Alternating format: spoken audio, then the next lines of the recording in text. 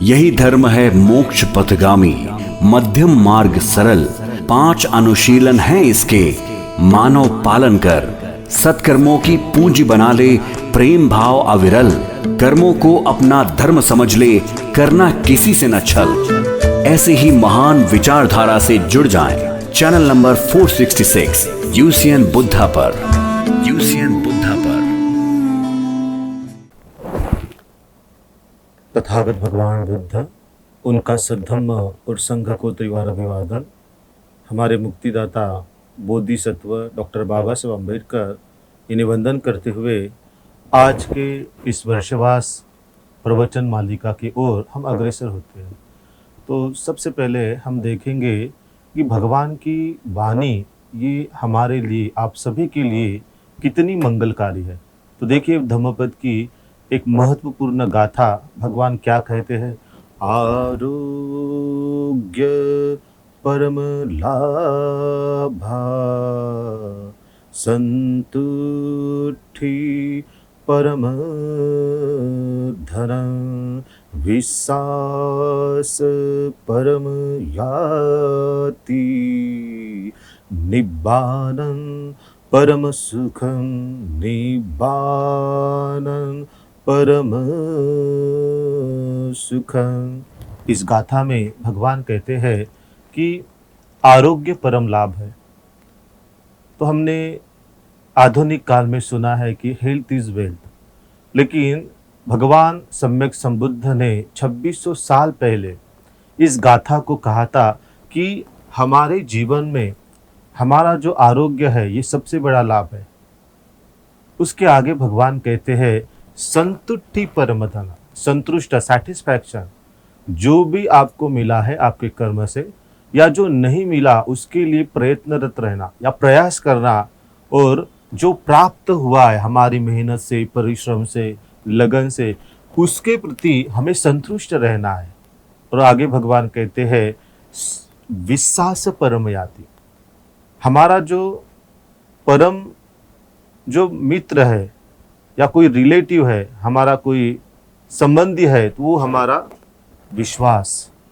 और आगे भगवान कहते हैं निब्बानम परम सुख, यानी निब्बान जैसा परम सुख इस जीवन में कोई नहीं है। तो निब्बान का अर्थ ही होता है तृष्णाओं की निर्जरा, तृष्णाओं से मुक्ति। जो काम तृष्णा, भव तृष्णा, विभव तृष्णा, जो 108 प्रकार की तृष्णा है। काम तृष्णा 36 प्रकार, भव तृष्णा 36 प्रकार की, और विभव तृष्णा 36 प्रकार की। इन 108 प्रकार की तृष्णाओं की जिन्होंने निर्जरा की, जिन्होंने निर्मूलन किया, उसे ही निब्बान की अवस्था प्राप्त होती है। तो निब्बान 4 प्रकार की अवस्था में वर्गीकृत है। एक श्रोतापन्न अवस्था, एक सकदागामी अवस्था, एक अनागामी अवस्था और एक अरहत अवस्था। और ये चारों अवस्था ये मुक्ति की अवस्था है। और ये 4 अवस्था जो कोई भिक्खु, भिक्खुनी, उपासक, उपासिका, गृहपति या गृह त्यागी प्राप्त कर लेता है, वो जन्म मृत्यु के इस आवागमन के चक्र को वो तोड़ देता है और वो उसका अंतिम जन्म होता है। तो भगवान ने भी कहा था अयम अंतिमा जाति नत्ति दानी पुनः भवति, यह मेरा अंतिम जन्म है, इसके बाद मेरा पुनर्भव नहीं। तो ये अवस्था प्राप्त करने के लिए हमें धम्म का आचरण करना पड़ेगा। तो वर्षवास में आप जो सभी लोग अधिष्ठान ले रहे हैं या अधिष्ठान संकल्प किया है, तो वर्षवास में जब हम अधिष्ठान पूर्ण करेंगे तो हमारी पारमिताओं को हम पूरा करेंगे, और ये पारमिता ही हमें इस जन्म मृत्यु के चक्र को हमें मुक्ति दिलाएंगी। तो इसके लिए हमें बार बार धम्म का श्रवण करना पड़ेगा, बार बार उस धम्म को आचरण में लाना पड़ेगा। तो इसके लिए बड़ा ही एक गंभीर सूत्र जिसका नाम है धम्म चक्र प्रवर्तन सूत्र, जो विनय पिटक में आया है। तो भगवान ने आषाढ़ी अक्खाजी पूर्णिमा जिसे कहते हैं पाली में, तो आषाढ़ पूर्णिमा के दिन यह सूत्र पंचवर्गीय भिक्खु को सारनाथ वाराणसी में मिगदाय वन में उन्होंने उपदेशित किया था। तो क्या सूत्र है? तो धम्म चक्र प्रवर्तन का अर्थ ही होता है धम्म का चक्र प्रवर्तन करना। तो देखेंगे हम भगवान बुद्ध के वाणी में पाली भाषा में तो क्या कहते हैं, किस प्रकार इस सूत्र की शुरुआत हुई है, तो संक्षिप्त में हम आपको बताते हैं कि इस सूत्र में भगवान ने पंचवर्गीय भिक्षु को, जो अलग अलग प्रकार के जो परिवाजक थे, वो भिक्षु बनने के बाद जिनका नाम था कौंडिन्य, वप्प, भद्दी, अश्वजित और महानाम, इन 5 वर्गीय भिक्षुओं को उन्होंने यह उपदेश उन्होंने संबोधित किया। तो देखिए इस सूत्र की शुरुआत ही, जो कोई सूत्र है उस सूत्र की शुरुआत एवं में सुतम, ऐसा मेरे द्वारा सुना गया है। तो देखिए भगवान की वाणी में एवं में सुतम एक समयन भगवा वाराणसीये इसी पतने मी गदाए तत्र को भगवा पंचवग्गीय भिक्खु आमंते सी। ऐसा मैंने सुना है कि एक समय भगवान वाराणसी के ऋषिपतन मेघदाय में विहार कर रहे थे और तभी उन्होंने वहां पंचवर्गीय भिक्खु कौंडिन्य, वप्प, भद्दी, अश्वजित, महानाम इन भिक्खुओं को संबोधित किया। क्या कहा आगे देखिए।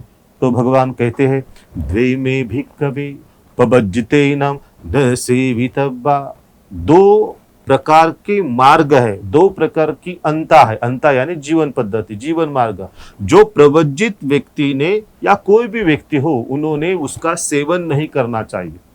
तो कौन से मार्ग है? तो भगवान आगे कहते हैं कि कामेषु काम सुखरिकानो योगो हीनो गामो होतु जनिको अनरियो अणत सहितो।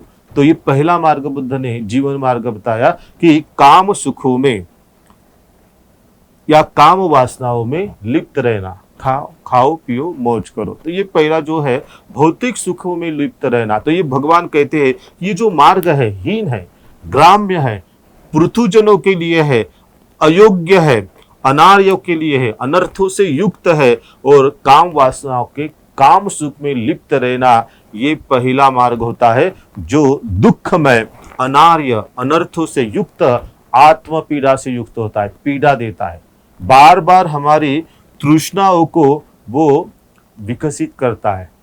और दूसरा मार्ग बुद्ध ने बताया उसमें योचाय विक्कवे अथ किल मथानो योगो दुखो अनरियो अनथ सही। तो दूसरा मार्ग भगवान कहते हैं कि जो दूसरा मार्ग है पीड़ा देना, अथ किल, अथ यानी खुद को, स्वयं को, और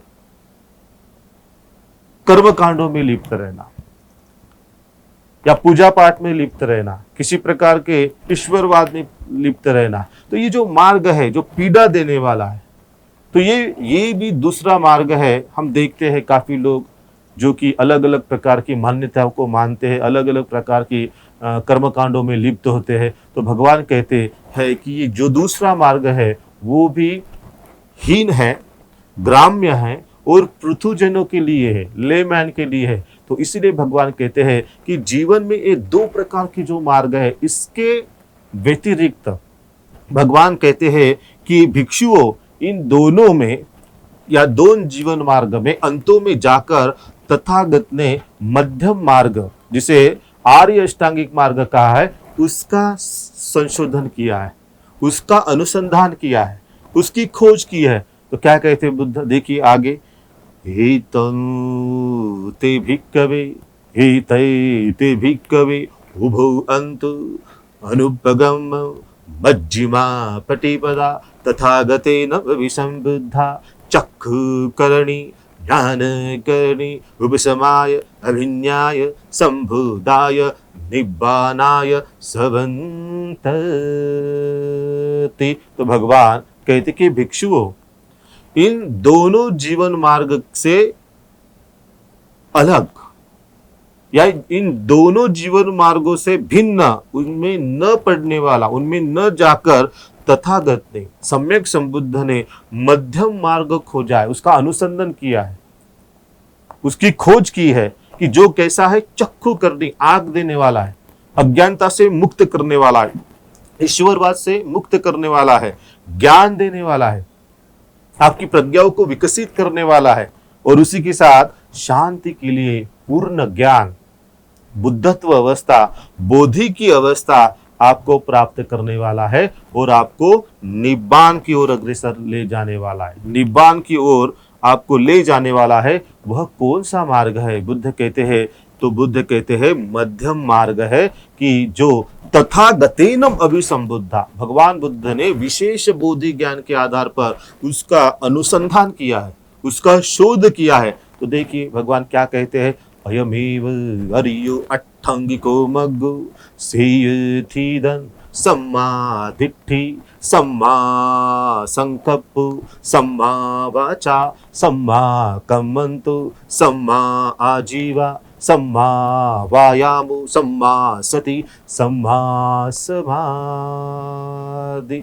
भगवान कहते हैं कि भिक्षुओं, वह जो मार्ग है आर्य अष्टांगिक मार्ग है। आर्य यानी शुद्ध, पवित्र, श्रेष्ठ, जिसमें यत्किंच ही किंतु परंतु नहीं, वो परिपूर्ण है, शुद्ध है। तो आर्य यह शब्द गुणवाचक है, अब वो जातिवाचक हो गया भगवान बुद्ध के बाद। लेकिन भगवान बुद्ध के काल में अर्य, अर्य का मतलब होता है श्रेष्ठ, पवित्र। और आर्य यह शब्द भगवान की खोज है, पाली भाषा की खोज है, तो उसका कॉपीराइट अलग लोगों ने कर लिया।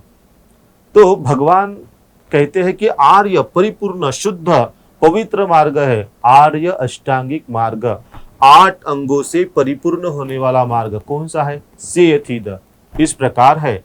सम्यक दृष्टि, भगवान कहते हैं सम्यक संकल्प, सम्यक वाचा, सम्यक कर्मांत, सम्यक आजीविका, सम्यक व्यायाम, सम्यक स्मृति और सम्यक समाधि। भिक्षुओं, यह मध्यम मार्ग है जिसको तथागता ने, सम्यक संबुद्ध ने उसको संशोधित किया, उसका अनुसंधान किया, और जो आपको चक्षु करनी, चक्षु देने वाला है, ज्ञान करनी, आपका ज्ञान विकसित करने वाला है, उपसमाय, आपके विकारों की निर्जरा करने वाला है, अभिन्याय, आपको विशेष ज्ञान प्राप्ति करके देने वाला है, संबोधाय, संबोधि की ओर ले जाने वाला है, निब्बानाय, और निब्बान का साक्षात्कार करने दे, अनुभूति देने वाला है, सवंतति। ऐसा मार्ग तथागत ने स्वयं उसका अनुसंधान किया है। तो भगवान ने यह सूत्र, वो जो पंचवर्गीय भिक्षु थे, कौंडिन्य, वप्प, भद्य, शुजित और महानाम, इन्हें सारनाथ के ऋषि पतन मेघदाय में उन्होंने यह मार्ग, यह धम्म चक्र प्रवर्तन सूत्र का उनको उपदेश दिया। आगे और क्या कहते हैं भगवान? तो देखिए भगवान कहते हैं इदं खोपड़ भिक्खवे। तो आगे भगवान ने ये मार्ग होने के बाद 4 आर्य सत्यों का, जो 4 आर्य सत्य है, श्रेष्ठ सत्य, जिसे हम कभी भी नकार नहीं सकते, जो वर्तमान काल हो या भूतकाल हो या भविष्य काल हो, तीनों कालों में वो सत्य ही रहेंगे, उसमें कुछ भी बदलाव नहीं होगा। तो भगवान ने आगे उन पंचवर्गीय भिक्षुओं को 4 आर्य सत्यों का उपदेश दिया। तो देखिए आगे भगवान क्या कहते हैं, इदं खोपन भिक्खवे दुख आर्य सत्यं। तो भगवान कहते हैं कि पहला जो आर्य सत्य है वो है दुख आर्य सत्य। अब दुख आर्य सत्य, दुख की व्याख्या बताते हुए भगवान ने पाली में कहा, दुख इति खमते इति दुखा। दुख यानी जो कभी खत्म ही नहीं होता, जो जन्म से लेके हुए अंत तक, मृत्यु के बाद भी, मृत्यु तक या मृत्यु के बाद भी वह दुख खत्म नहीं होता, वो दुख लगातार पीछे पीछे आते रहता है। तो दुख की व्याख्या भगवान ने कही, दुख इति खमते इति दुखा, जो खत्म ही नहीं होता। तो आगे क्या कहते हैं भगवान, दुख की व्याख्या बताते, जाति पी दुखा, जरा पी दुखा, व्याधि पी दुख, मरणम पी दुख, अपीये ही संपयोग दुख, पीये ही विपयोग दुख, यं पिंचम न लभति तं पि दुःखं, संकितेन पंच उपादान खंदा दुःख। ये पहला आर्य सत्य। तो भगवान ने इस पहले प्रथम आर्य सत्य में दुख आर्य सत्य को उन्होंने विश्लेषित किया। दुख आर्य सत्य के बारे में बताया कि दुख जाति पी दुखा, जन्म लेना ये दुख कारक है। जब कोई व्यक्ति माता से प्रसव पीड़ा से वो उत्पन्न होता है, तो माता जब प्रसववती होती है, माता जब किसी बच्चे को प्रसूत करती है, तब उससे भी पीड़ा होती है। और जिस बालक या बालिका ने जन्म ग्रहण किया है, वो भी रोते रोते ही आता है ना। तो चाहिए उसको, हवा चाहिए, पानी चाहिए, दूध चाहिए, चाहिए। देखिए जन्म के साथ ही हमारी तृष्णा बढ़ती रहती है, बढ़ती रहती है। तो भगवान ने कहा कि जाति भी दुखा, जन्म लेना ये दुख कारक ही है। या हालांकि अलग बात है, हमारे जो संबंधी होते हैं वो मिठाई बांटते हैं, लेकिन जो माता प्रसूत होती है, प्रसवती है, उससे कितनी पीड़ा होती है। लेकिन जब वो उस बालक या बालिका का मुख देखती है, मुखमंडल, तो प्रसन्न हो जाती है, अत्याधिक आनंद उसे प्राप्त होता है और वह शांत हो जाती है। लेकिन प्रसव पीड़ा तो है ही, और जो बालक जन्म लेता है या बालिका, वो भी रोते हुए आता है। केवल सम्यक संबुद्ध जब जन्म ग्रहण करते हैं, वो शांत चित्त से अपने संवेदनाओं को जानते हुए तटस्थ भाव से, समता भाव से उनका जन्म होता है। और उनकी जो माता होती है, जैसे महामाया देवी, उन्हें भी प्रसूति में या जब उन्होंने बोधिसत्व को जन्म दिया, उन्हें किसी प्रकार की पीड़ा नहीं, क्योंकि वो बोधिसत्व जागरूक होते हैं, वो जानते हैं कि ये मेरा अंतिम जन्म है। ये ज्ञान केवल बोधिसत्व का ही होता है। लेकिन पृथुजन, आप, हम जब जन्म लेते हैं तो हमारी माता भी पीड़ा से ग्रसित होती है और हम भी। आगे बुद्ध कहते हैं कि व्याधि भी दुखा, हमें कोई व्याधि हो गई या खांसी हो गई, सर्दी हो गई, तो तुरंत हम डॉक्टर की तरफ जाते हैं कि डॉक्टर देखिए मुझे खांसी होगी, नहीं बैठ रही, तो गोली दे देता है। या मान लीजिए किसी को फोड़ा हो गई, फुंसी हो गई, तो जब वो थोड़ा थोड़ा बढ़ गया, तो बढ़ता है तो वो पीड़ा देता है, दर्द देता है, और जैसे ही उसको ऑपरेट आपने कर दिया तो आपको शांति महसूस होती है। तो भगवान ने कहा व्याधि भी दुख, शरीर तो व्याधि धर्म है। हमारे जो 32 इंद्रिया है, अगर कोई भी इंद्रिय कमजोर होता है, व्याधि से ग्रस्त होता है, तो हमें दुखी देता है। और आगे बुद्ध कहते हैं जरा भी दुखा, जो व्याधर्क है, जो बुढ़ापा है, वो दुखदायी होता है। किसे होता है? जो जागरूक नहीं है। तो इसीलिए हमें धम्म को सीखना है, क्योंकि धम्म जीवन जीने की कला है। और जिस व्यक्ति ने जीवन जीने की कला जी ली, समझी, उसे मरने की कला भी, अरे मरण भी अनित्य ही है ना। ये व्याधि भी अनित्य है। जब हम युवा अवस्था में होते हैं तो हम ऊर्जावान होते हैं, हर क्षण को हम सेलिब्रेट करते हैं। तो व्याधर का आना, बूढ़ापा आना, ये भी एक नैसर्गिक क्रिया, इट्स अ नेचुरल फिनोमिना। तो व्याधि जब या जो भी व्याधर का आता है, बुढ़ापा आता है, तो दुख देने ही वाला होता है। हाथ पैर दुखते हैं, अलग अलग प्रकार की व्याधियां होती है, हमारी सेल्स कोशिकाएं वो मृत्यु होती है, मरती है प्रतिक्षण। तो हमें व्याधि या जो बूढ़ापा है वो भी दर्दनाक ही होता है। तो भगवान ने ये सत्य बताया। और आखिर में और आगे बढ़ते हुए भगवान कहते हैं मरणम भी दुख, कि मरण, मृत्यु आना, ये भी दुख कारक ही है। तो काफी लोग हम जब देखते हैं तो काफी जो लोग जब मृत्यु के समय अत्यंतिक पीड़ा होती है उन्हें, और अलग अलग प्रकार की इच्छाएं उत्पन्न होती है कि नहीं बंटी जी, मुझे तो ये खाना है, वो खाना है। अलग अलग लोग अपना अनुभव, स्वयं का अनुभव कथन करते हुए, मुझे तो ये देखना है, मेरे नाती को देखना है, पोते को देखना है। और ये देखते देखते तृष्णाओं में ही बह गए। तो जन्म तो लिया, वो बेहोशी में ही लिया, क्योंकि बेहोश थे ना हम। अब मृत्यु भी बेहोशी में ही हो रहा है, तो सुगति होगी या दुर्गति।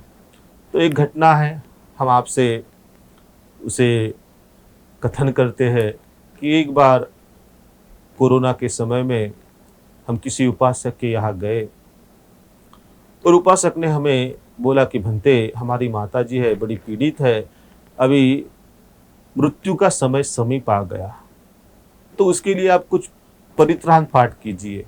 तो हमने कहा कि किसी की मृत्यु के लिए तो ऐसा कोई परित्राण पाठ भगवान ने नहीं बताया।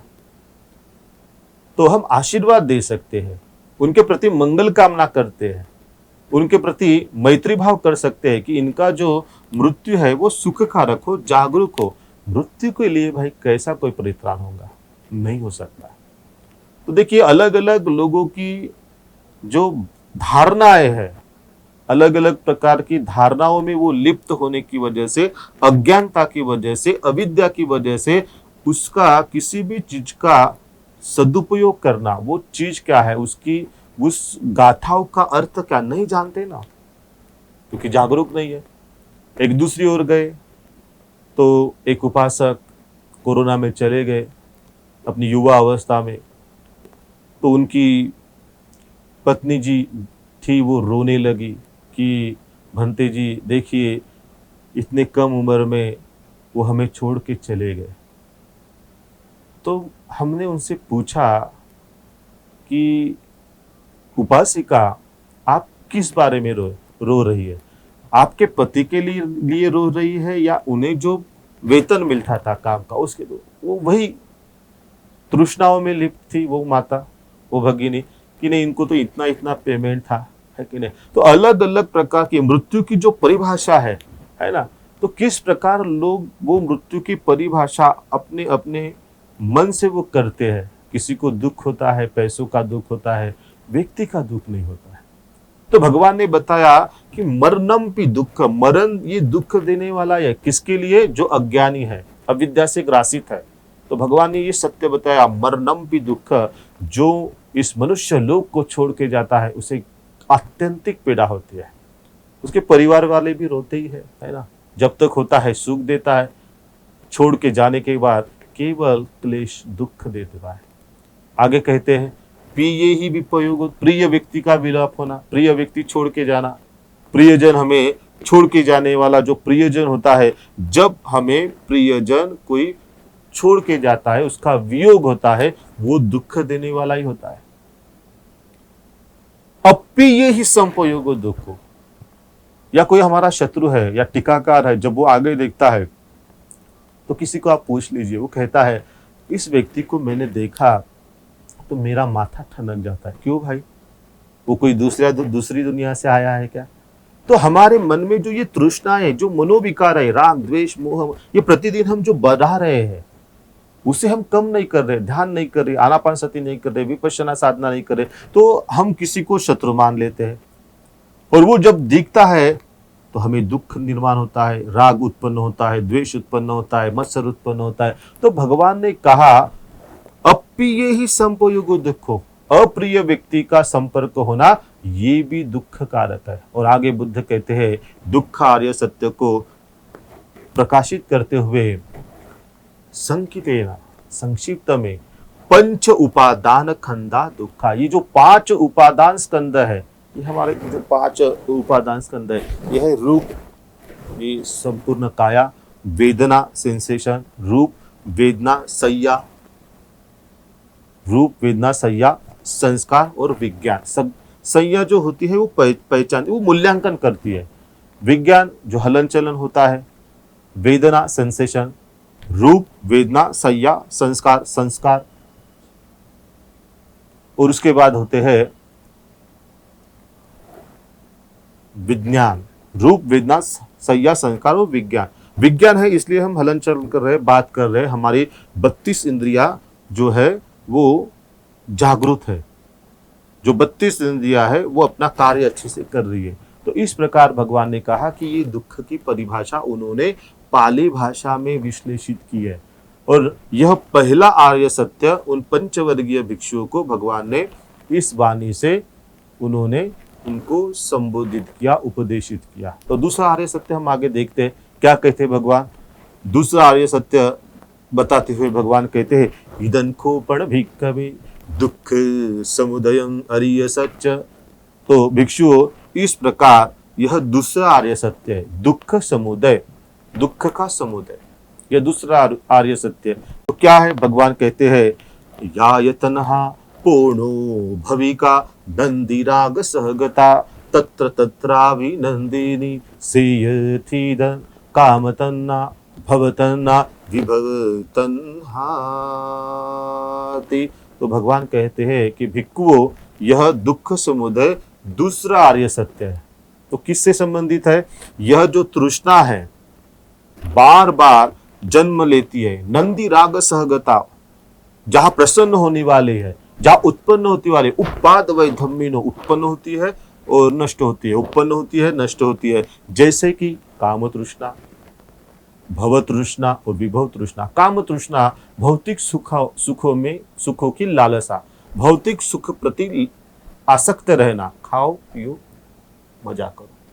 तो ये होता है भौतिक सुख, पाप नहीं, पुण्य नहीं, कुशल नहीं, अकुशल नहीं, माता पिता की सेवा नहीं, दान नहीं, शील नहीं। इस प्रकार की भावना जिस तृष्णा में उत्पन्न होती है वह होती है काम तृष्णा, भव तृष्णा। भव इसका अर्थ ही होता है उत्पन्न होना, होना, बार बार जन्म लेने वाली तृष्णा। मनुष्य लोक हो या मनुष्यतर लोक हो, जो भी 22 लोक है, तो ये लोकों में, अलग अलग लोकों में उत्पन्न होने की जो तृष्णा है, भव यानी होना, उसे कहते हैं भव तृष्णा। और उसके बाद होता है विभव, परलोकों में उत्पन्न होने की तृष्णा। तो मान लीजिए कि अलग अलग परंपराओं में जैसे स्वर्ग नरक बताया है, तो इस प्रकार की भावना अगर कोई व्यक्ति करता है तो उसकी वो तृष्णा होती है विभव तृष्णा। तो ये दूसरा आर्य सत्य भगवान ने बताया है। अब भगवान तीसरा आर्य सत्य बताते, इदन खोपण भिक्खवे दुख निरोध आर्य सत्य। भिक्खुओं, ये तीसरा आर्य सत्य है, दुख निरोध आर्य सत्य, दुख का निरोध करना।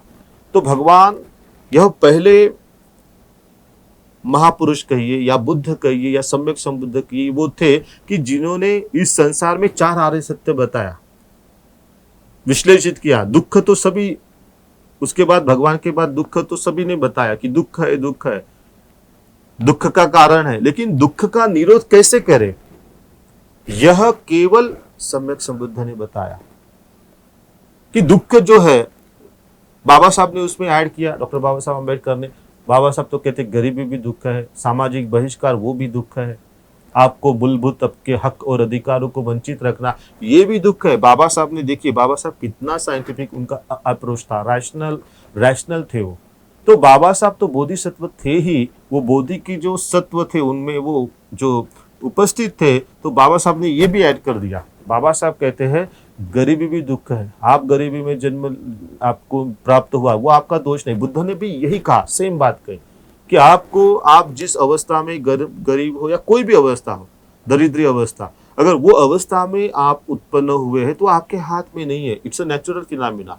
लेकिन उस परिस्थिति को बदलने के लिए नेचर ने, निसर्ग ने आपको जो बुद्धिमत्ता दी, आपको जो ताकत दी है, आपको जो ऊर्जा प्रदान की है, उस ऊर्जा का उपयोग करके आपने उस परिस्थिति को बदलना है। यही धम्म है, यही धम्म की शिक्षा है, ना कि वैदिक परंपरा के आधार पर वर्ण व्यवस्था को पालन करना या फिर कोई दैवी सिद्धांत माना कि नहीं आप गरीब हो या आप अस्पृश्य हो, क्यों, क्योंकि आपके ऊपर देव ईश्वर का कोप हुआ है। तो ये तो गॉड ऑफ थियरी तो अभी तो पीछे चली गई है। बुद्ध ने कभी भी इस ऐसी थियरी को, दैवी सिद्धांतों को मान्यता नहीं दी, उन्होंने नकारा।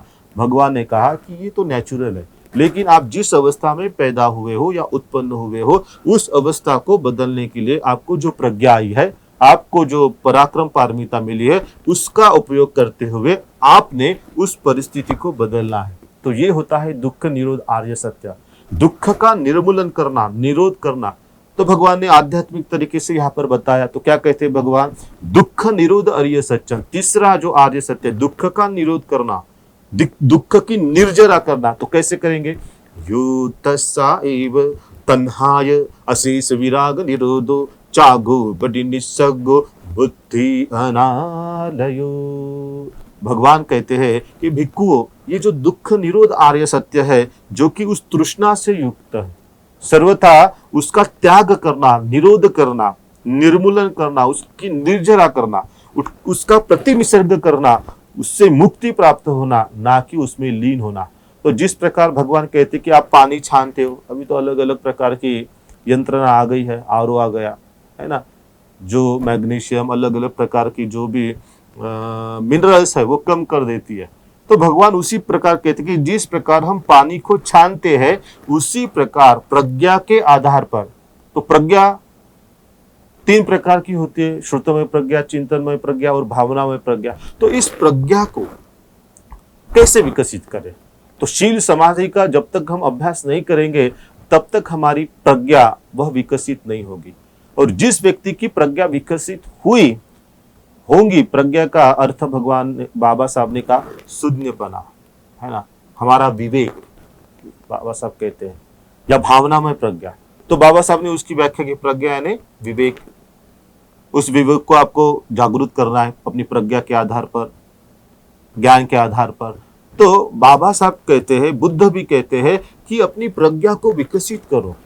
और जिस व्यक्ति ने अपनी प्रज्ञा को विकसित कर लिया वो अपने दुखों से छुटकारा प्राप्त कर लेगा, वो अपने दुखों का निरोध कर लेगा, उसका निर्मूलन कर देगा, उसको इरेडिकेट कर देगा। तो इस प्रकार बाबा साहब ने भी यही कहा, बुद्ध भी वही कहते हैं कि अपने दुखों से अगर आपको छुटकारा प्राप्त करना है तो हमें प्रज्ञावान होना जरूरी है, हमारे ज्ञान को विकसित करना जरूरी है। तो ये तीसरा आर्य सत्य भगवान ने बताया, विश्लेषित किया। अब भगवान आगे कहते हैं चौथा आर्य सत्य, इदं खोपण भिक्खवे दुख निरोधगामिनी पटिपदा अर्य सच्चन अयमेव अर्यो अट्ठंगिको मग्गो सेयथीदन सम्मा दिट्ठि सम्मा संकप्पो सम्मा वाचा सम्मा कम्मन्तो सम्मा जीवा सम्मा वायामो सम्मा सति सम्मा समाधि। इस प्रकार भिक्खुओं चौथा जो आर्य सत्य है, दुख निरोधक गामिनी प्रतिपदा,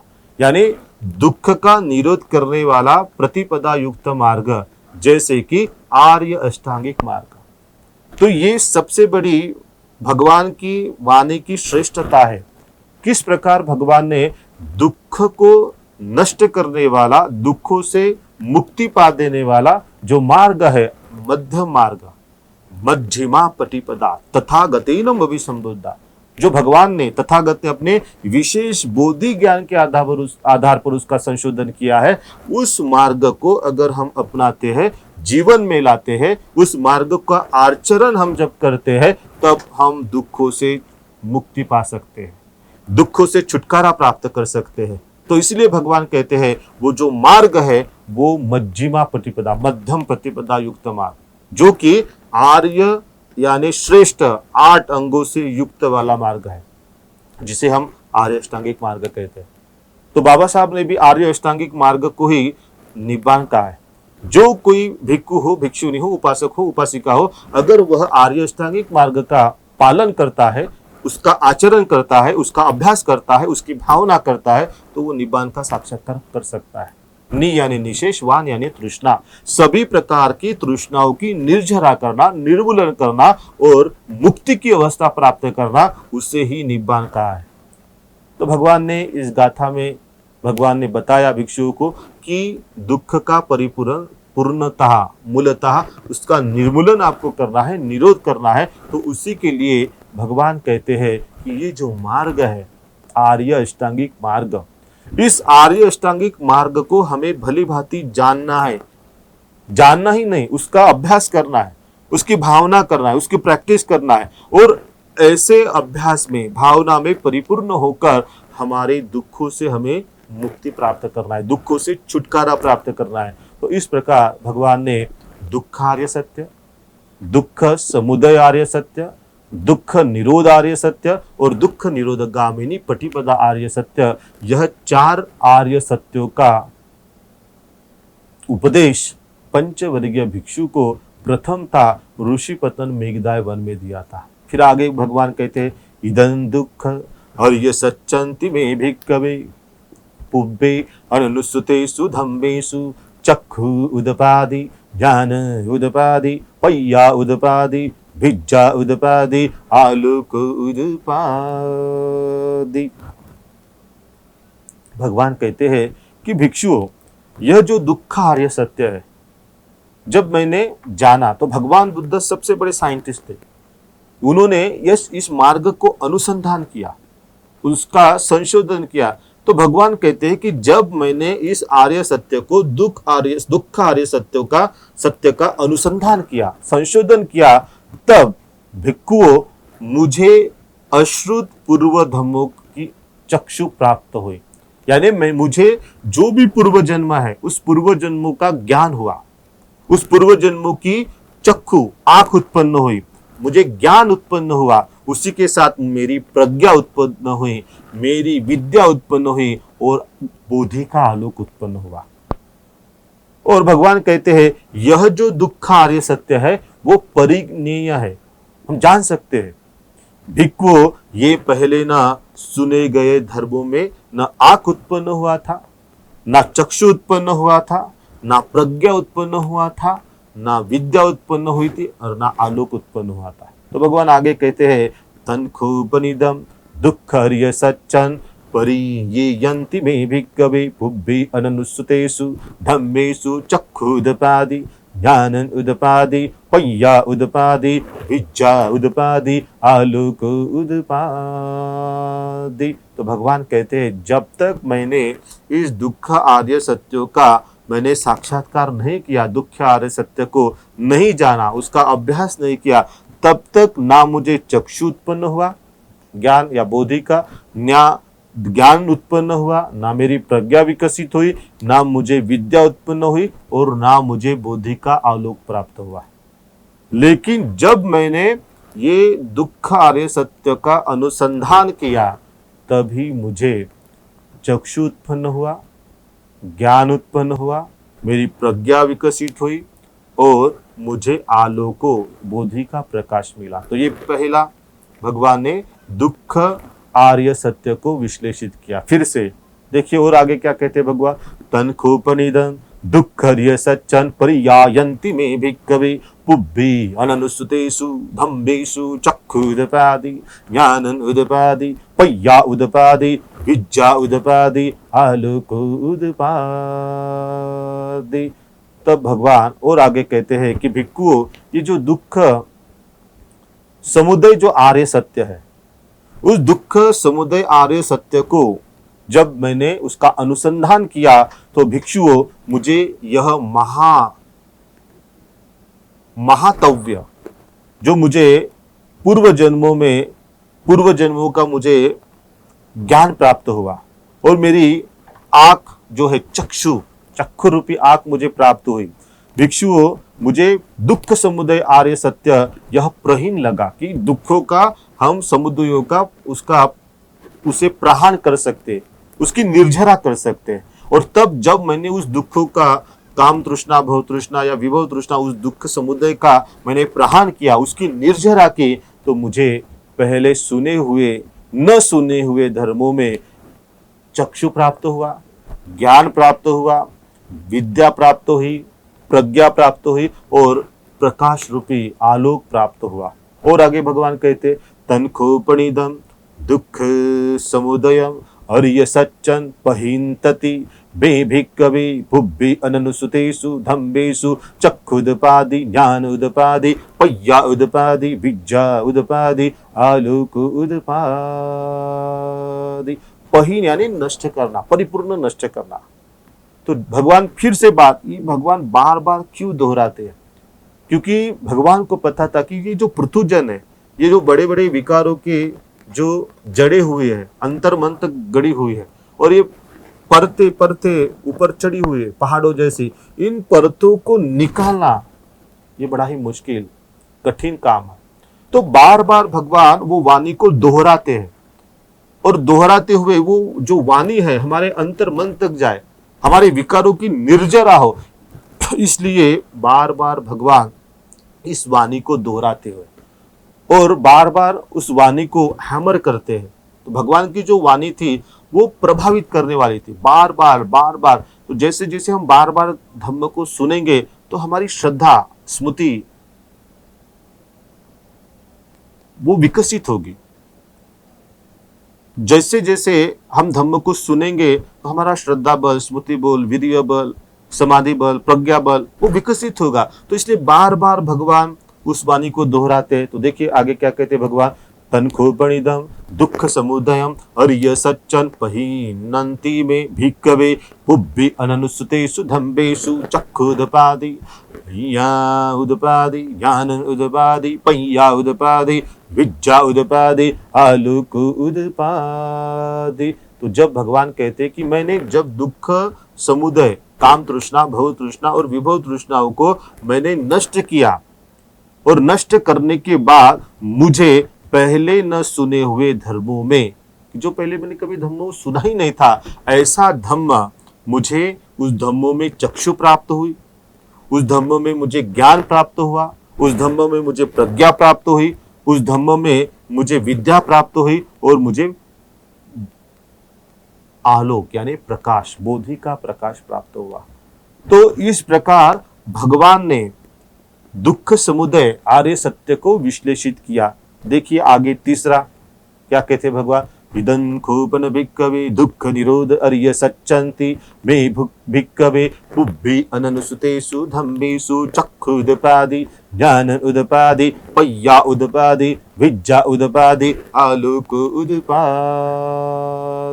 तो भगवान आगे कहते कि भिक्षु, जब मैंने दुख निरोध आर्य सत्य को जाना, उसका अनुसंधान किया, उस प्रज्ञा के आधार पर मैंने दुख का निरोध किया, दुख समुदय का निरोध किया, और जैसे ही मैंने दुख निरोध आर्य सत्य को जाना, सत्य का साक्षात्कार किया, वैसे ही मुझे पय्या प्राप्त हुई, प्रज्ञा प्राप्त हुई, विद्या प्राप्त हुई, विद्या प्राप्त हुई, चक्षु उत्पन्न हुए, ज्ञान उत्पन्न हुआ।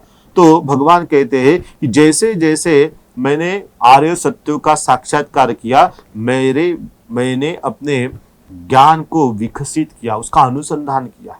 तो संक्षिप्त में जैसे जैसे बुद्ध ने आर्य सत्यों का साक्षात्कार किया, वैसे वैसे उनको जो चक्षु है उनके विकसित हुए, उनकी बोधि विकसित हुई, उनका ज्ञान विकसित हुआ, उनकी प्रज्ञा विकसित हुई, विद्या विकसित हुई, और उनको प्रज्ञा रूपी प्रकाश मिला।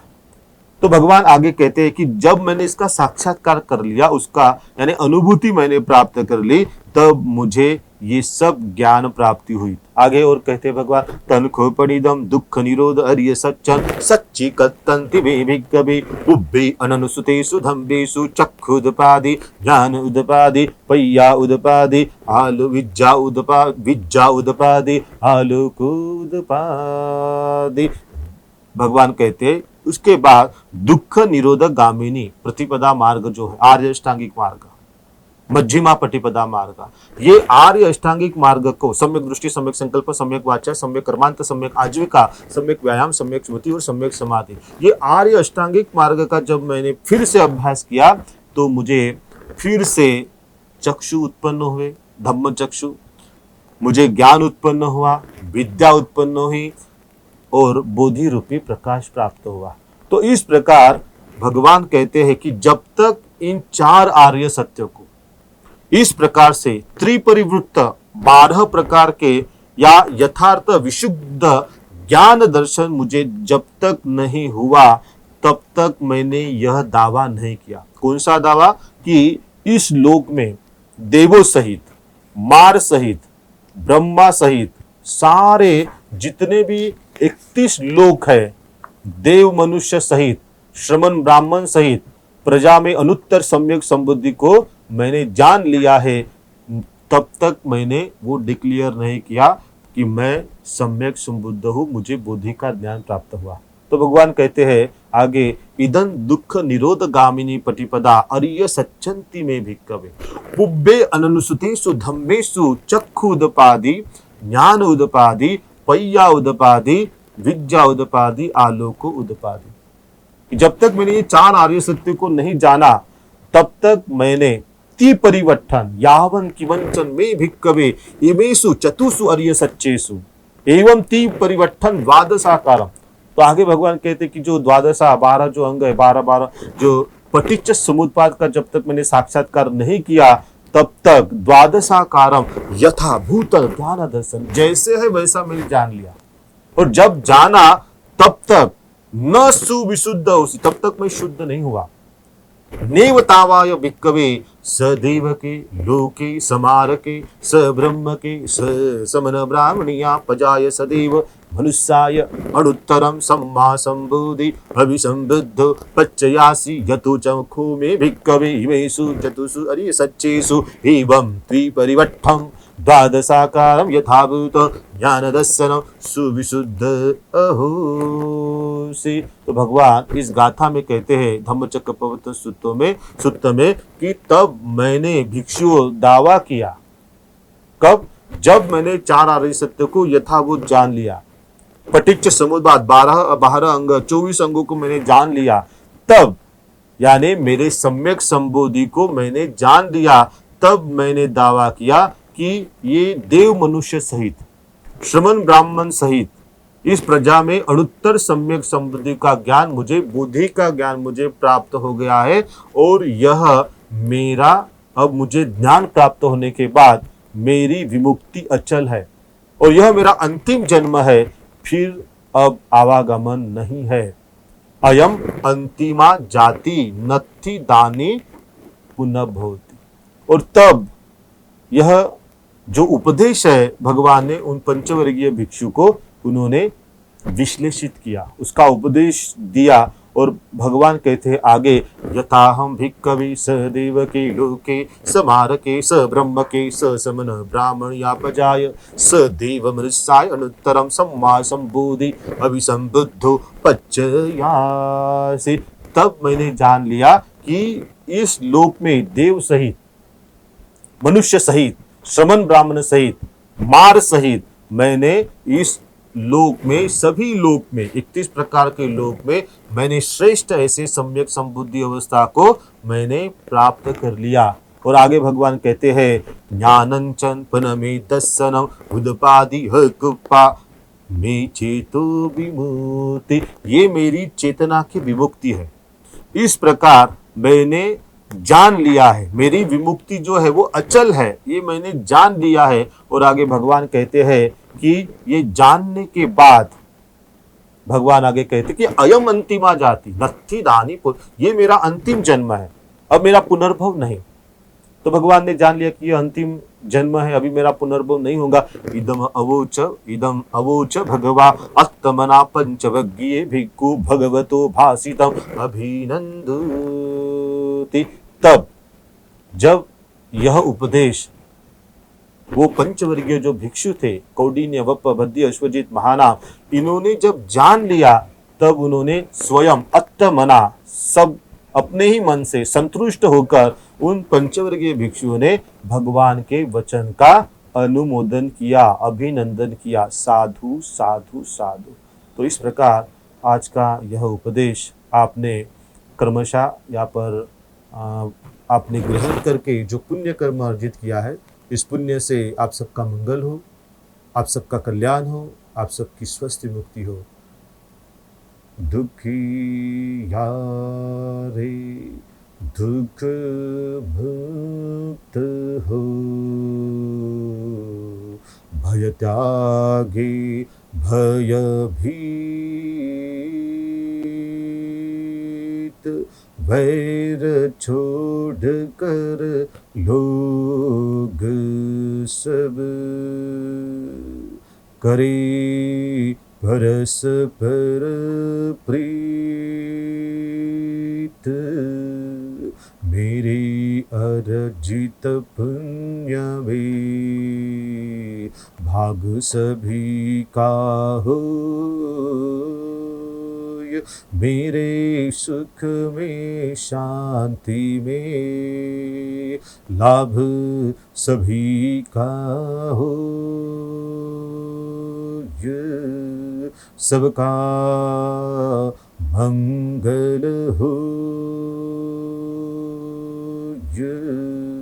सबका मंगल हो, सबका मंगल हो, भवतु सब मंगलम, भवतु सब मंगलम, भवतु सब मंगलम।